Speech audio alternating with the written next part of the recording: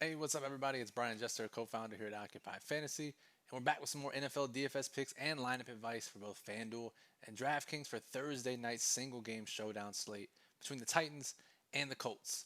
Now, in this video, we're going to look at the top plays for both FanDuel and DraftKings, talk about lineup strategies for low-risk and high-risk contests, talk about some projected ownership, some news and notes for both teams, and some strategies to help get you to the top of your contest leaderboards. Before we get started, go ahead and click that subscribe button below. We did hit the 2,000 subscriber mark, so thank you to everyone who has subscribed. We'll be doing a giveaway pretty shortly. Lots of items, maybe some merchandise, some subscriptions to OccupyFantasy.com. Really excited about that. But again, subscribe. That way you're notified when our videos are released. Give us a thumbs up if you like the video. Any questions you have about this slate, you can always hop in our Discord channel, or you can just comment below here on YouTube, and we'll get back to you before the slate locks, 8:20 p.m. Eastern tonight. Now, Colts and the Titans divisional matchup. If we look, I'm going to pull up the Occupy model here for a second, our real-time player dashboard that ranks every player on the slate, FanDuel and DraftKings. We see that if we look here, the Titans are 1-point favorites, a total of 47.5 points. The total has actually dropped a full point, and a little bit of money coming in on the Colts. They were 1.5-point underdogs. They're now just a 1-point underdog. Let's go back to DraftKings here. Some injury news to keep in mind tonight. So Jack Doyle, tight end for the Colts. Let's bring him up. Jack Doyle, $1,400, pretty cheap actually. He's actually out tonight with a concussion, which means Mo Ali Cox and Trey Burton. This has been a three-way timeshare pretty much all year. So now with Doyle out, more snaps for Ali Cox, who's 4,800, and then Trey Burton, who's actually had a little bit of a goal line role here lately, 2 rushing touchdowns this year. Both in that mid-range, but both get boosts to their outlooks with Jack Doyle out. Adam Humphries is out for the Titans with a concussion as well. He was 4,600.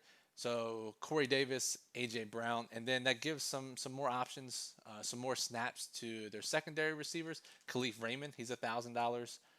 Cameron Batson, he's $200. And then Nick Westbrook, also $200, should see more snaps. Also, an unintended effect of Humphries missing the game is Anthony Ferguson, their number 2 tight end, will play more snaps, more of a slot tight end, receiving tight end. If we look here, $2,200, pretty cheap. 6 targets last game when Humphries missed. We saw when Jonnu Smith went down a few weeks ago, he had 9 targets. Plays very well in the passing game. With Humphries out, should see at least 4+ targets tonight. Super cheap price. And I think that is it. Colts, T.Y. Hilton is coming back. Missed Sunday's game against the Ravens, but he'll be back tonight. Going to be a crazy, messy situation in the Colts receiving room. So we got Hilton, obviously, number 1, number 2, number 3, depending on how you look at it. He's 5,800. Zac Pascal, his role will be pretty much the same, 6,400. Rookie Michael Pittman came back from injury 2 weeks ago. He'll mix in, get 50+% of the snaps, $4,400. Marcus Johnson, 5,200. All these guys are kind of in that same price range. Has been leading the team in air yards last couple of weeks, but unknown how his role will shape up with T.Y. Hilton back. So really interesting. And they also have another receiver. Let's go all the way down. Let's find him. DeMichael Harris. He's been used in this like hybrid gadget receiver rushing role, 4 targets and 2 rushing attempts last week, 3 targets the week before, jet sweeps, things like that. He's also going to mix in $1,800. So a lot to figure out here. No one receiver stands out from the Colts as someone who's going to get a ton of targets. All right, so let's talk about low-risk strategy. Remember, this is 50-50s, double-ups, head-to-heads. When we say low-risk, we get this question a lot. It just means that roughly half the field doubles their money. No incremental payouts, no exponential payouts, no top-heavy payouts, half the field. So head-to-heads, double-ups, 50-50s. You want a high-floor, low-risk approach in these lineups. So if you've read our ebook, our Captain Spot Showdown Guide ebook, 15 chapters, talks about a bunch of back-tested data research on how to be profitable in showdown contests. OccupyFantasy.com is where you can get that. We have a whole chapter on low-risk contests, and we talk about our 2-quarterback, 2-running-back approach, where if you play both quarterbacks in the single-game slate, you play both bell cow or leading running backs, with the idea of trying to lock up all the offensive touchdowns on the slate, you have a really good chance of getting into the top half of your contest. Obviously, this can be difficult tonight with the Colts running back situation. So Rookie Jonathan Taylor, 8,800. He saw his snaps dip to the 30-35% range the last couple of weeks. As a result, Jordan Wilkins has been getting more run. He's 5,400. And then, of course, Nyheim Hines in the passing game, 6,200. So all three of these guys are going to get run. And I know what you're saying. So Brian, if there are three running backs, how do we pick the one that's going to get the touchdowns? Yeah, you can't, obviously. But we look at red zone work. And over the last three games, even with Jonathan Taylor losing snaps because of a fumble or missed reads, whatever it may be, injuries, whatever the coaching staff is saying, he's gotten the most red zone targets of the three. Six red zone targets or six red zone opportunities. That's rushes plus targets over the last 3 weeks. Nyheim Hines just two. Jordan Wilkins just one. So if one of these guys is going to score a touchdown, the most likely based on recent usage is going to be Jonathan Taylor. Understand because Hines does play in the passing game and can at least get you a few points there if you can't fit in Taylor. But Taylor's the guy we want. So if we tried to fit in Tannehill, obviously, Derrick Henry, Phillip Rivers, and then we try to fit in Jonathan Taylor, that's $1,900 left per player. Not a ton left, right?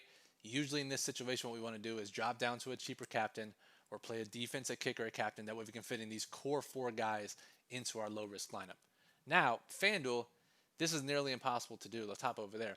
So if we go Tannehill, Henry, Phillip Rivers, 8K left per player. Jonathan Taylor's 12K.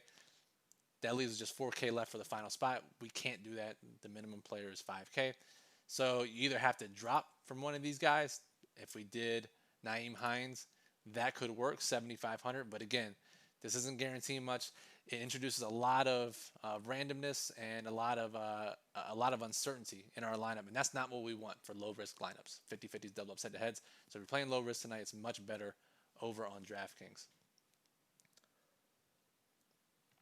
Now, if we're thinking high-risk contests, trying to nail the optimal captain, high ceilings, what the field is going to do, and how we can leverage ourselves. So even though the Titans are only a 1-point favorite, you can expect, especially since the pricing is this way, you'd be surprised at how often the salary dictates MVP's ownership on FanDuel. But Tannehill, much better projection, much better reputation than Phillip Rivers at this point in his career. Derrick Henry, obviously the leader for projected points in this game. Tannehill and Henry are going to combine for a ton of MVP ownership. But the nice thing is it's going to be gross to do this, but if you play Phillip Rivers at MVP, part of the strategy on FanDuel in single game contests is trying to get at least a somewhat unique lineup. Only 5 roster spots, no MVP salary multiplier. So we get a lot of duplications in high risk contests. And the way you can avoid this is leaving salary on the table, using 1 to 5% owned players. And the fact, as we talked about when we were looking at DraftKings, the inability to determine which Colts receivers are going to benefit tonight, that's actually plays to our advantage on FanDuel because now we have 8 to 10 stacking options with Phillip Rivers that can save us salary. So with Phillip Rivers, if he's the optimal MVP, he's probably going to throw multiple touchdowns. So we probably want 2 Colts pass catchers in our flex spots. So if we do that, just look who's available. We could play a running back. Taylor plays in the passing game. Nyheim Hines plays in the passing game. We could play Pascal, who's 9,500. T.Y. is 9,500. Michael Pittman's 8K. Trey Burton, 7,500. Mo Ali Cox, 7K. Marcus Johnson, 6,500. DeMichael Harris, 5,500. And the list goes on. Like tons of guys you can stack with Rivers. And a lot of them are in the bottom half of the salary range. This allows us to get unique or relatively with still having high upside. Rivers ranks in the top 3 in our model tonight. Very good chance he ends up the optimal MVP at probably the 3rd or 4th highest MVP ownership. So pretty good leverage there. DraftKings, kind of the same concept. We could do Phillip Rivers, captain. Let's bring him up. Again, Tannehill, Henry, A.J. Brown are going to get the most captain ownership over on DraftKings. And because all the Colts are equally distributing targets, snaps, touches, they're not going to get a ton of ownership at the captain spot because no one can confidently say who's going to have the best chance of scoring the most points on the slate from the Colts side. So you could do Rivers and again pair him with 2 of his pass catchers, a variety of options. Or if you think T.Y. coming back, he gets the most work. You think Jonathan Taylor takes over. Think Mo Ali Cox with Jack Doyle out gets a big boost. You have to take some stance tonight. DraftKings is a little bit tougher because the odds are it's probably going to be Henry or A.J. Brown from Tennessee side. and they're going to be the two of the most popular captains. So very difficult night all around on DraftKings for high-risk contests. You either have to play one of these popular captains, like Tannehill, Henry, Brown, and leave salary on the table, play Phillip Rivers and pair him with 2 or 3 of his pass catchers, or have conviction that one of these Colts players is going to get way more work than they normally do and end up as the optimal captain at a cheaper price. So a lot of things to keep in mind. We're going to hash this all out in the Occupy Fantasy Daily Plug, occupyfantasy.com. I'll detail the outlook for every single player on the slate and then fully describe our lineup of strategies and advice for both FanDuel and DraftKings low risk and high risk contests. That's generally posted by 4 p.m. Eastern. So if you're watching this and it's after 4 p.m., go check it out, occupyfantasy.com. If you're not, just hold on tight. It'll be up shortly. So before we get out of here, reminder to subscribe below. Get access to all of our videos. As soon as they're released on YouTube, give us a thumbs up if you like this video. Any questions you have, always available in the Discord, or you can just comment below here on YouTube, and we'll get back to you tonight. So, Brian Jester, Occupy Fantasy. Appreciate you listening. Good luck tonight, and we'll talk to you soon.